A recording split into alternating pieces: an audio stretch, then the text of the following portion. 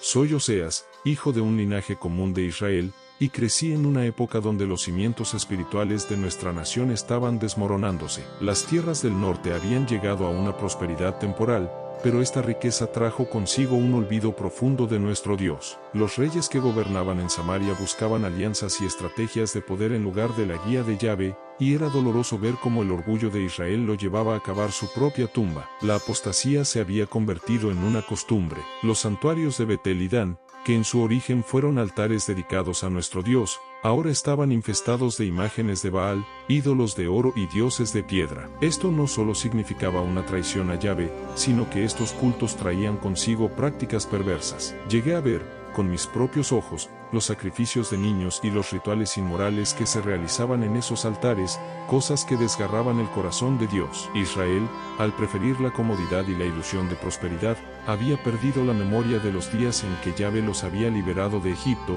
olvidando el pacto que los unía a él. Sentía en mi espíritu que estábamos al borde de un precipicio, y que el juicio divino se acercaba inexorablemente. Recuerdo caminar entre las calles de Samaria y ver cómo el pueblo se había vuelto una sombra de lo que alguna vez fue. La justicia, que debía ser el fundamento de nuestra nación, estaba ahora ausente. En su lugar, veía a los pobres abandonados, a los huérfanos desamparados y a las viudas completamente ignoradas. No había compasión, no había caridad, el fuerte explotaba al débil y el rico aplastaba al pobre. Incluso los sacerdotes, los hombres a quienes se les había confiado la enseñanza de la ley de Dios, habían caído en la corrupción y la avaricia. Cada acto de idolatría era un acto de traición no solo contra Dios, sino también contra los principios de justicia y verdad que Él había establecido para nosotros. Las prácticas religiosas habían perdido su sentido, se habían convertido en un acto mecánico, vacío de amor o reverencia. Al ver cómo el pueblo acudía en masa a los templos de Baal, donde la inmoralidad se practicaba como si fuera adoración, sentía una gran tristeza. Mis pensamientos me llevaban a recordar cómo Yahvé nos había cuidado en el desierto, cómo había abierto el mar y nos había dado la tierra prometida. Pero ahora, esa fidelidad de Dios había sido rechazada por un pueblo que, en su ceguera, buscaba salvación en estatuas frías y mudas. No podía dejar de pensar en lo que esto significaba para Dios, en el dolor que él sentía al ver cómo su propio pueblo lo despreciaba. Un día, en medio de mis oraciones, sentí la presencia de Dios de una manera tan poderosa que apenas podía mantenerme en pie. Era como si mi alma se llenara de un fuego inextinguible, y en lo más profundo de mi ser escuché su voz. Me decía que Él me había escogido, que me estaba llamando a ser su voz en medio de un pueblo que no quería escuchar. Sabía que este llamado me llevaría a un camino de soledad, y mi corazón temblaba. ¿Cómo podría un hombre común como yo enfrentarse a toda una nación que ya había endurecido su corazón contra Dios? Pero en esa misma voz escuché también una profunda compasión y amor hacia Israel. Sentí como Dios, a pesar de la infidelidad de su pueblo, aún deseaba darles una última oportunidad. Fue en ese momento que entendí que este llamado no era solo para anunciar juicio, sino para revelar el amor incansable de Dios, un amor que busca redimir, aun cuando todo parece perdido. Fue un llamado que me llenó de temor y reverencia, y aunque sabía que el rechazo sería mi recompensa, no podía ignorar la voz de mi Señor. En mi espíritu, acepté la misión, comprendiendo que mi vida ya no me pertenecía. Después de aceptarlo, Dios me dio una instrucción que me desconcertó y que jamás habría imaginado. Me pidió que me casara con Gomer, una mujer que llevaba consigo la sombra de un pasado manchado por la infidelidad. No comprendía por qué el Señor me pediría algo así, y en mi corazón surgieron preguntas y temores. Yo era un profeta, y el matrimonio con una mujer como Gomer no solo pondría en riesgo mi reputación, sino que traería sobre mí la burla y el desprecio del pueblo. Sin embargo, conforme oraba, Dios me mostró su propósito. Mi vida debía ser un reflejo vivo de su relación con Israel, una relación donde el dolor de la infidelidad y la traición eran constantes.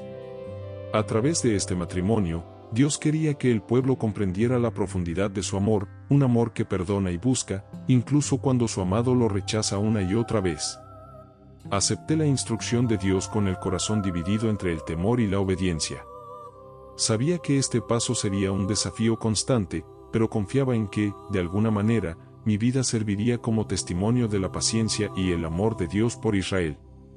cuando me casé con Gomer, intenté construir un hogar lleno de amor y devoción, con la esperanza de que mi amor por ella pudiera redimir su corazón inquieto. Trataba de hacerle ver que, sin importar su pasado, ella tenía un lugar seguro conmigo, y que mi amor por ella era genuino y sincero. Los primeros días fueron buenos, creí que quizás este matrimonio podría tener un nuevo comienzo. Pero pronto me di cuenta de que Gomer cargaba con una herida profunda, una tristeza y una insatisfacción que no lograba comprender. Empecé a notar cómo sus ojos buscaban algo que no podía encontrar conmigo. Su espíritu parecía siempre estar en otro lugar, y me sentía impotente para detenerlo. Fue un dolor constante, un dolor que me hacía recordar el sufrimiento de Dios al ver cómo su pueblo Israel lo abandonaba por dioses falsos.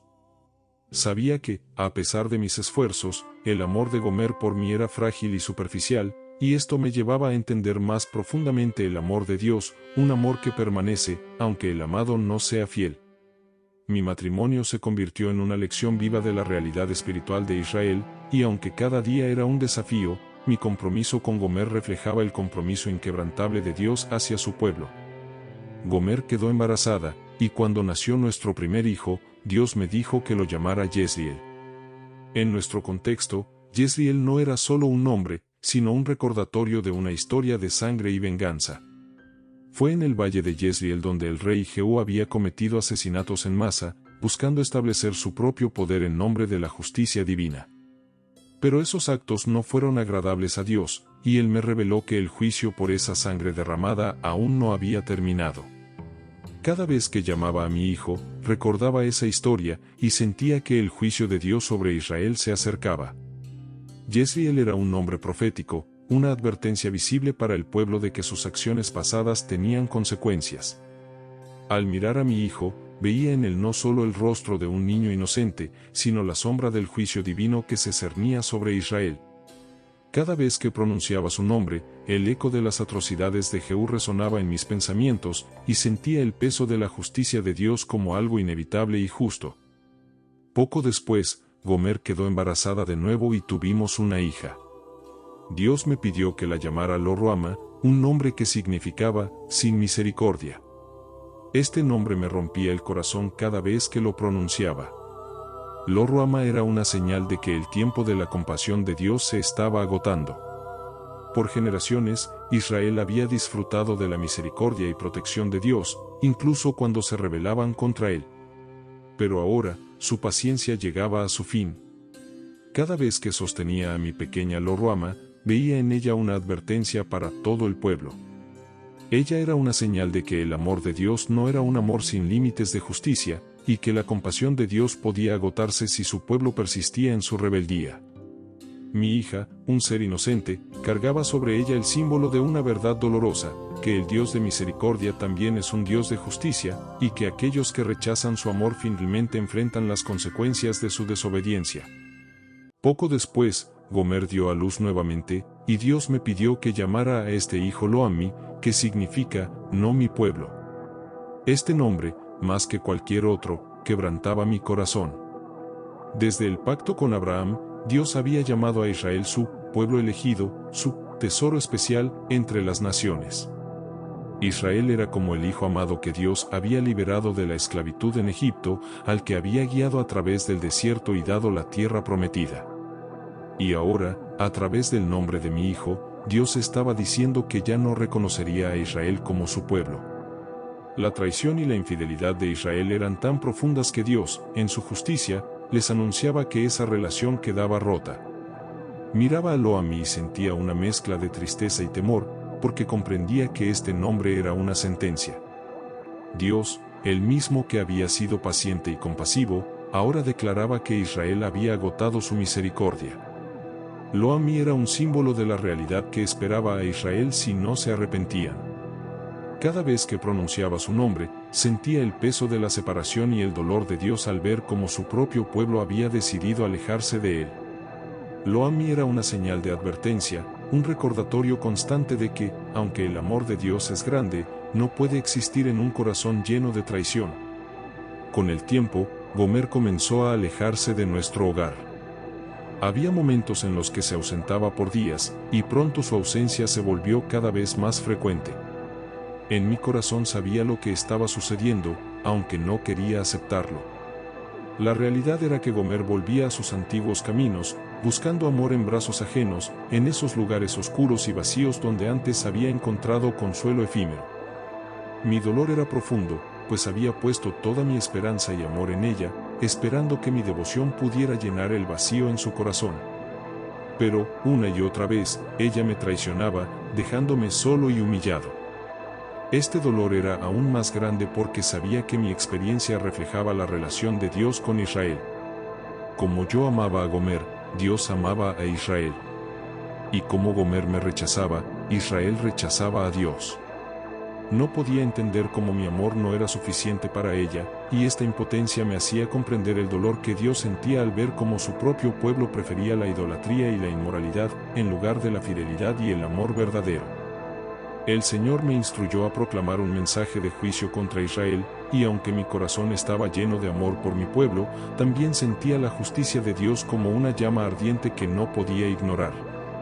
Dios me reveló que el camino de Israel hacia la autodestrucción era inevitable si no se arrepentían. Me dijo que su juicio vendría como una tormenta implacable, y que los reinos de Asiria y Egipto serían sus instrumentos para castigar a su pueblo infiel. Cada palabra que pronunciaba me llenaba de tristeza, porque sabía que el juicio de Dios no era el deseo de su corazón, sino una consecuencia de las acciones de Israel. Yo advertía al pueblo de su destino: serían llevados al exilio, sus tierras serían desoladas, sus familias separadas. Pero mis palabras caían en oídos sordos. Israel había endurecido tanto su corazón que ni siquiera el anuncio de una catástrofe inminente los hacía recapacitar. Mientras hablaba, sentía la tensión entre el amor y la justicia de Dios. Sabía que Él prefería perdonar, pero la infidelidad de Israel le dejaba sin opción. Era como un padre que debe disciplinar a un hijo rebelde, no porque quiera, sino porque es necesario. A pesar de su infidelidad, Dios me pidió algo que desafió todo entendimiento humano: debía buscar a Gomer y traerla de vuelta a casa. Después de todas las traiciones, después de todo el dolor, el Señor quería que le mostrara a Gomer que mi amor por ella era incondicional. Sabía que esto era un reflejo del amor incesante de Dios por Israel. Aun cuando el pueblo lo había traicionado, Dios deseaba restaurarlos, y quería que yo encarnara esta verdad. Fui a buscar a Gomer, sabiendo que esto me costaría la humillación y el desprecio de los demás. La encontré en un lugar que me rompió el alma: estaba reducida a la miseria, abandonada por aquellos que antes decían amarla. Al verla en esa situación, sentí una mezcla de dolor y compasión. Sabía que, aunque su traición me había herido profundamente, mi amor por ella seguía intacto. La redimí, pagando un precio por su libertad, y la traje de regreso a casa. A través de este acto, comprendí el deseo de Dios de redimir a Israel. Dios estaba dispuesto a pagar cualquier precio para traer de vuelta a su pueblo, porque su amor era más grande que la traición de ellos. Dios me dio un mensaje de esperanza que parecía un rayo de luz en medio de la oscuridad. Me reveló que, después del juicio, su amor por Israel prevalecería y que, aunque el castigo sería severo, su plan final era la restauración. Me mostró una visión de un futuro en el que Israel regresaría a Él con un corazón puro y sincero. Me dijo que habría un día en que el pueblo volvería a reconocerlo como su Dios, y Él les daría un nuevo nombre, una identidad renovada. Sentí que, aunque el juicio era inevitable, la compasión de Dios era aún mayor. Él me dijo que restauraría las tierras de Israel, que volvería a bendecir sus campos y a llenar sus graneros. Me prometió que el amor entre Él e Israel se renovaría, y que la infidelidad sería cosa del pasado. Esta promesa me llenaba de esperanza, y aunque sabía que la jornada sería larga y dolorosa, confiaba en que el amor de Dios prevalecería sobre todo. Dios también me habló sobre el cambio de los nombres de mis hijos.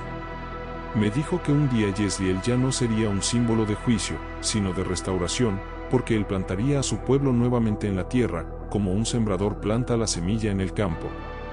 También me reveló que Lo-Ruhamá dejaría de ser sin misericordia, y que sería llamada amada, porque su compasión sería restaurada sobre Israel. Y en cuanto a Lo-Amí, Dios prometió que ya no serían llamados, no mi pueblo, sino mi pueblo. Estos cambios en los nombres de mis hijos eran un reflejo del corazón de Dios. Aunque su juicio era justo, su deseo final era la reconciliación. Los nombres que antes eran una advertencia ahora se convertían en una promesa de esperanza. Cada vez que miraba a mis hijos, recordaba que el amor de Dios era mayor que la desobediencia de Israel y que, a pesar de todo, su propósito era restaurar y renovar. Dios me mostró que la redención final de Israel no sería solo un regreso temporal a la tierra, sino una restauración eterna de su relación con ellos. Me habló de un pacto renovado, un pacto de amor y fidelidad que nunca sería quebrantado. Israel ya no sería una esposa infiel, sino una nación que amaría a Dios con todo su corazón. Él me reveló que su deseo era escribir su ley en sus corazones, para que nunca más se apartaran de él. Esta promesa me llenaba de una paz profunda, porque sabía que Dios no abandonaría a su pueblo. Aunque ellos lo habían traicionado, su amor persistía, y Él estaba dispuesto a darles un nuevo comienzo. La redención final de Israel sería un símbolo eterno de la gracia de Dios, una prueba de que su amor es más fuerte que cualquier pecado. Sabía que, aunque el camino sería largo, al final, Dios restauraría a su pueblo y reinaría con ellos para siempre. Dios me llamó a compartir su llamado de arrepentimiento con todo Israel, pidiéndoles que volvieran a Él. Sentía el peso de su dolor, pero también su ansia de perdonar. Día tras día recorría ciudades y aldeas, llamando a mi pueblo a recordar quién era Dios para ellos, a recordar su amor y fidelidad. Vuélvanse al Señor, les decía, y Él los recibirá con brazos abiertos. Dejen los ídolos, abandonen sus falsos altares, y encuentren paz en su abrazo. No era fácil. Muchos se burlaban de mí, y algunos me acusaban de ser un fanático. Pero yo sabía que este mensaje era una última oportunidad. Rogaba y suplicaba a mi pueblo, diciéndoles que el juicio que se acercaba podía ser evitado si se volvían a Dios con un corazón sincero. La dureza de su rechazo era desalentadora, pero mi amor por ellos me impulsaba a seguir hablando, porque veía a Israel como Dios lo veía, como un hijo rebelde, pero amado. Sabía que, aunque el juicio era inminente, el arrepentimiento aún era una puerta abierta hacia la misericordia. Aunque el juicio era inevitable, Dios me habló de una restauración futura que sería mayor que cualquier cosa que Israel había experimentado. Me mostró una visión de su amor eterno, prometiendo que, después del castigo, Él volvería a atraer a su pueblo. Era como un sueño hermoso en el que Israel volvería a florecer como un campo en primavera, donde el gozo y la paz se restaurarían. Sentía en mi corazón que este no era solo un retorno a la tierra, sino a una relación profunda y transformadora con Dios. Esta restauración significaba que Dios nunca abandonaría completamente a Israel, a pesar de todo. Él prometía volver a cuidar de nosotros como un esposo cuida de su esposa, como un padre cuida de su hijo. Al escuchar esto, mi alma se llenaba de esperanza. Aunque el pueblo no parecía entenderlo, sabía que Dios no nos dejaría caer para siempre. Él nos levantaría, y nuestra relación con Él se renovaría y sería más fuerte que nunca. Dios me mostró cómo su relación con Israel era como un matrimonio destinado a ser restaurado. Al igual que yo había restaurado a Gomer y la había recibido de nuevo en mi casa, Dios estaba dispuesto a restaurar a Israel, sin importar cuán profunda hubiera sido su traición. Me pidió que viviera esta verdad en mi propia vida para que mi matrimonio fuera un símbolo vivo de su amor inquebrantable por su pueblo. Reflexionaba sobre esto profundamente. La historia de Israel con Dios no sería la de una relación rota para siempre, sino una restauración milagrosa. Su promesa de renovar su amor por Israel era un acto de gracia inmensa, una prueba de que su amor era más fuerte que el rechazo. Sentía en mi espíritu la certeza de que este era el mensaje de esperanza que debía llevar a mi pueblo, que el amor de Dios es un pacto eterno, un amor que, aunque enfrenta dolor, busca la reconciliación y la paz. En medio de los mensajes de juicio, Dios me dio palabras llenas de ternura para su pueblo. Me habló con una voz que reflejaba un amor paternal, llamándolos no como extraños, sino como sus hijos, como su posesión especial.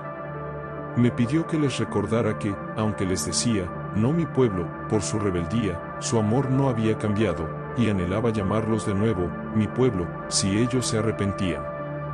Sabía que esta era una oportunidad única para Israel, una muestra de que Dios no deseaba su destrucción, sino su regreso. Les hablé como un padre habla a su hijo perdido, diciéndoles que su lugar estaba en el hogar de Dios, en su amor y en su protección. Les recordé las bendiciones y el cuidado de Dios en el pasado, y les imploré que regresaran a su abrazo. Este llamado era una invitación a volver a la identidad y a la relación que siempre les había pertenecido. Y yo esperaba que, al escuchar estas palabras, sus corazones se volvieran hacia Él de nuevo.